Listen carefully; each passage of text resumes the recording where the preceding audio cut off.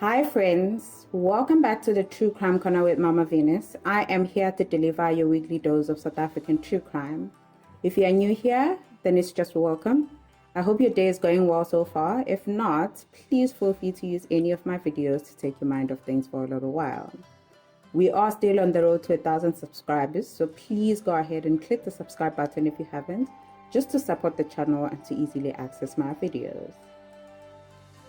This week, we are going to be talking about Bulelani Mabhayi, a serial killer who for 5 years terrorized eTholeni village in Eastern Cape, violating and murdering women and children.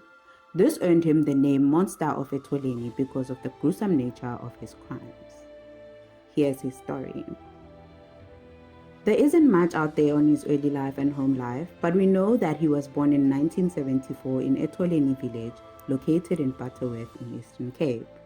When he was 12 years old, his mother sadly passed away, and his father would follow soon after when Mabhayi was just 13 years old, making him an orphan by the age of 13.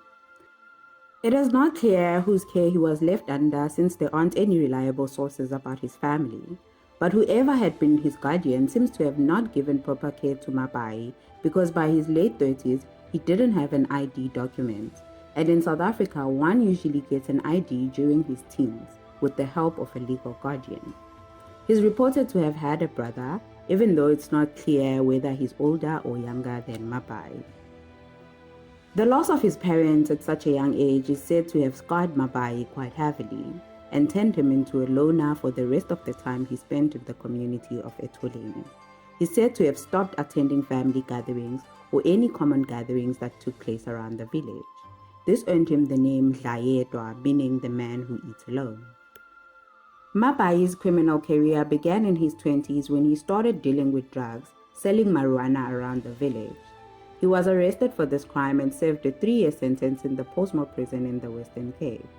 After his sentence, he returned to the eTholeni community and maintained a somewhat honest life as a contractor building houses for the community.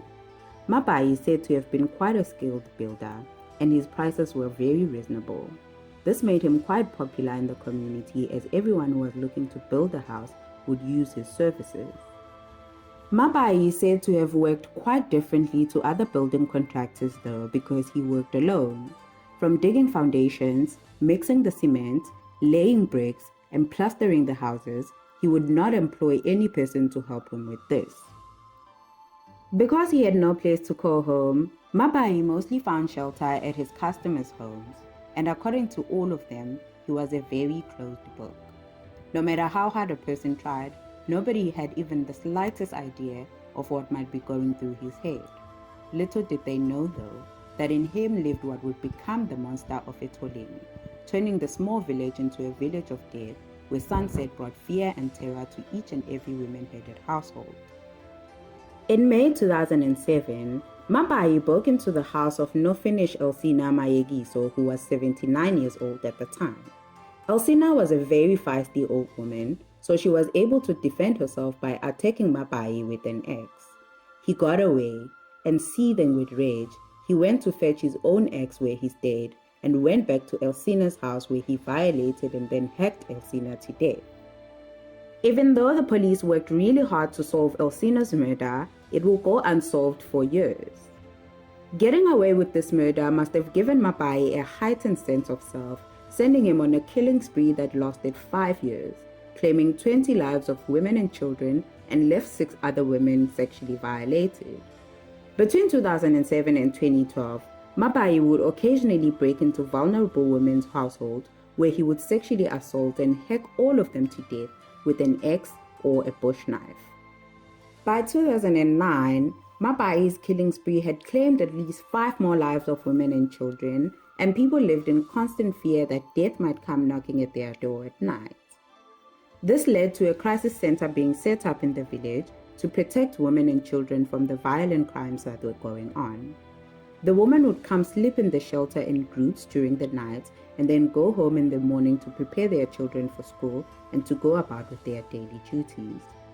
Unbeknown to the women though, the monster they feared so much lived just a few meters from the crisis center. Between 2008 and 2012, Mabhayi was staying at Nomfundiso Mponjani's house. Nomfundiso was a community activist of eTholeni, and she had been sheltering Mabhayi since she had no place to call home. The crisis center was set up in her yard as well. So as women thought they were running away from a violent criminal who might attack them in their homes, they moved just meters closer to his comfort zone. In June 2010, Mabhayi struck again in the household of Sinazo Mabhayi. She was sleeping with her grandchildren when Mabhayi broke in and then proceeded to violate and then murder Sinazo and her grandchildren. This now brought the tally of murders to 8 people in this village, and they were all killed using the same MO. This forced the authorities in Umtata to look at this case with different eyes. Upon consultations with psychologists, they were now forced to admit that they were looking for a serial killer. The head investigator in this case, Captain Aaron Anise, worked overtime with his team to solve these murders. They initially put up a reward for 250,000 Rand for any information that may result in the arrest and conviction of this perpetrator. But this did not help much because nobody came forward with any helpful information. They then gathered all the village residents with previous rape convictions and collected their DNA samples, but they did not come up with any leads. Seeing that the case was stalling, the Eastern Cape Provincial Police Management put in place a strategy called Operation Good Hope. This operation put together police from different units with different expertise to help solve these murders. In the early morning of May 17, 2010, the operation made its first big move by rounding up all the village males over the age of 16. They were taken to a local church where the police proceeded to take their DNA samples and fingerprints. Mabhayi was one of those males rounded up, but his fingerprints could not be lifted because he did not have an ID document, meaning that as an adult he was not registered as a citizen of South Africa. However, the police were able to draw some saliva from Mabhayi and they kept his DNA on file. Seeing that he was able to evade police arrest, Mabhayi would continue with his killing spree. Between May 2010 and August 2012, more women and children would meet their demise at the hands of Mabhayi. One of his most brutal crimes took place in May 2012, where he murdered 3 members of the Mkunyelwa family. This included a child who was just 14 months old. A month later, in August 2012, Mabhayi struck again and murdered Nopumzile Florence Lubambo. Florence's murder will be the one that leads to his arrest. It is not clear why, but he had left his shoe at the crime scene. At this time, the police had their own suspect who happened to be Mabhayi's brother, who was also a convicted rapist. Discovering this shoe, though, led them to Mabhayi since it matched the shoes he wore. The police pounced on him while he was taking a nap on the 12th of August 2012, the day after Florence's murder.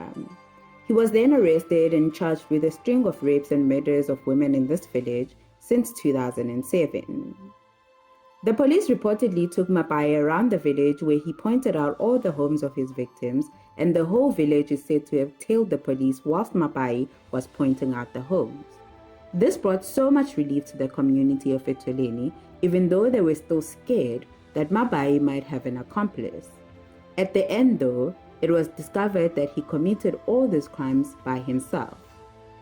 After his arrest, he was kept at the Butterworth police station, and in January 2013, he was referred to Fort England Psychiatric Hospital in Grahamstown for a mental assessment. He was found mentally sound to stand trial. His case was referred to Umtata High Court, and at this point, his charges had been upgraded to 37 criminal charges, 20 charges of murder, 7 charges of rape, and 10 charges of housebreaking. Turns out, during his interrogation, Mabhayi revealed that he had murdered another woman from another village, and he had taken the police to where he had buried her remains. According to Mabhayi, he met this woman while traveling. He then proposed love to her, and they had consensual relations. Afterward, he just decided to kill her. This brought Mabhayi's tally of murders to 20 women and children. By the time his trial began in August 2013, his charges had been dropped to 36. 1 charge of rape had been dropped because of lack of evidence. At the beginning, there were rumors of a plea bargain being discussed, but this turned out to be just that. On the first day of the trial, chaos was the order of the day. Even though at least 30 police officers in full riot gear were present both inside and outside the court, this didn't stop the community members from wanting to take the law in their own hands. As he arrived at the courthouse, some community members lunged towards the policemen that were clustered around Mabhayi, wanting to get their hands on him. Others were crying and others were cursing, expressing their anger at Mabhayi. During the court proceedings, he's reported to have stood emotionless whilst he pleaded guilty to all the charges that were read out to him. He wasn't moved even when he heard the relatives of his victims cry and others collapse during the reading of the charges. The presiding judge made it known to Mabhayi that if convicted, he faced a minimum of life imprisonment for each count. The second day of the trial, Mabhayi's defense read out his statement where he detailed how he committed his crimes.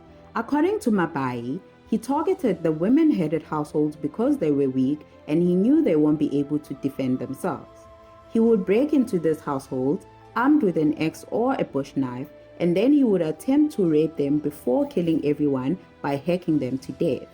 He said he killed his victims because they knew him and he didn't want to be arrested.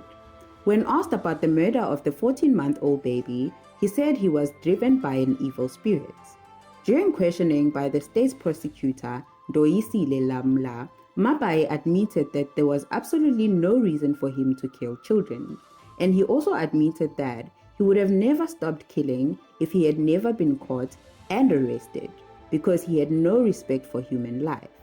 In the same breath, though, he said he was very sorry to the people of eTholeni and the whole of South Africa for his actions, and that he realizes that he was wrong. In the end, though, Bulelani Mabhayi was found guilty of all the charges. He was sentenced to 25 life sentences for 25 crimes he committed between 2007 and 2012. Each of the sentences are to run concurrently, amounting to 625 years. His defense on the other side did their best to argue for a lower sentence for his crimes, citing that he was orphaned at a young age, so growing up he didn't have any proper guidance. They also argued that his apology to the people of eTholeni shows remorse and that he has seen the error of his ways.